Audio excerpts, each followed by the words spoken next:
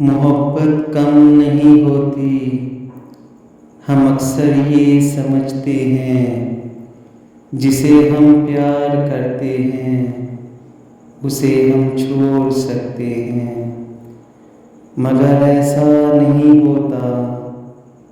محبت دائمی سچ ہے، محبت ٹھہر جاتی ہے ہماری بات کے اندر، ہماری ذات کے اندر، مگر یہ کم نہیں ہوتی۔